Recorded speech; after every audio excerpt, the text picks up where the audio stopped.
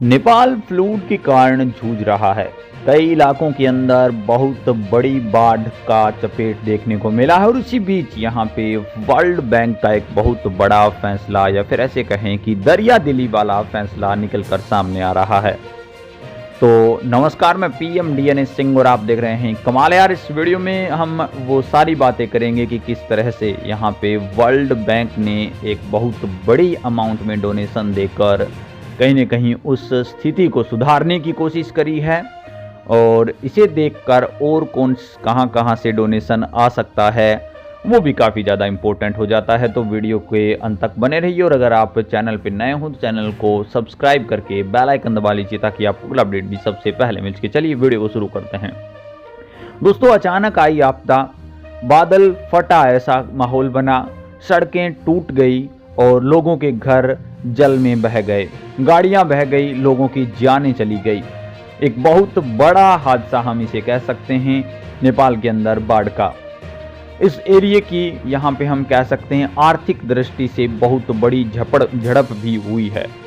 लोगों के घर तह गए हैं तो आप सोच सकते हैं कि एक मिडिल क्लास फैमिली के लिए कितना बड़ा नुकसान होता है। और किसी का अगर वही सदस्य चला गया दुनिया से जो कि कमा रहा था तो आप सोचिए कि कितना बड़ा झटका लगा है। तो पूरे विश्व के बैंक ने ये सोचा कि कुछ न कुछ तो करा जाना चाहिए।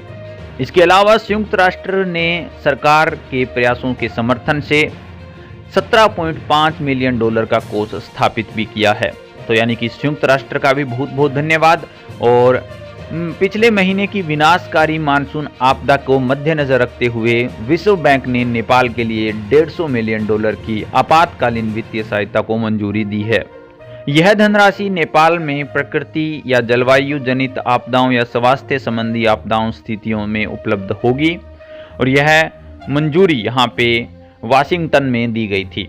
बहुपक्षीय वित्त पोषण संगठन ने बुधवार को एक बयान में कहा था कि नेपाल आपदा लचीलापन विकास नीति, ऋण आपदा विलंब निकासी विकल्प और जिसे हम कह सकते हैं कैट डीडीओ संचालन के साथ आपदा लचीलापन बढ़ाने के लिए नीति और विनिमयक सुधारों का समर्थन करता है और प्रभावी आपदा प्रक्रिया के लिए स्थान संस्थागत तंत्र को मजबूत करता है।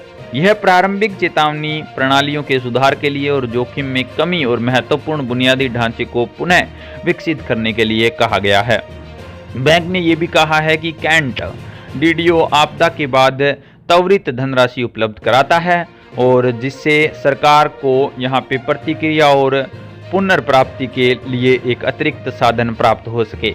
साथ ही बैंक ने कहा है कि संसाधन संघीय प्रणाली के साथ सत्रों पर आपदा पुनः प्राप्ति के लिए महत्वपूर्ण है। मालदीव्स, नेपाल, श्रीलंका के लिए विश्व बैंक के क्षेत्रीय निर्देशांक ये हैं कि डेविड सिसेलेन ने पिछले हफ्ते सितंबर में आई बाढ़ भूस्खलन का उल्लेख करते हुए नेपाल प्राकृतिक आपदाओं, जलवायु खतरों और स्वास्थ्य आपदाओं से स्थिति में यहाँ पे संकट में है और उनकी सहायता करनी चाहिए। विश्व बैंक ने बयान में सिसेलेन के हवाले ये कहा है कि यह अभियान इस बढ़ते जोखिम के खिलाफ लचीलापन लाने के लिए है और भी हमारी सहायता करें इस अभियान को चलाने में, जो कि उससे भी बड़ी बात है। तो देखते हैं अब और कौन आगे आता है। संयुक्त राष्ट्र और वर्ल्ड बैंक तो आ चुके हैं, इनका मैं तो बहुत बहुत धन्यवाद करता हूं। आप क्या कहते हैं अपने विचार कमेंट सेक्शन में जरूर लिखिए।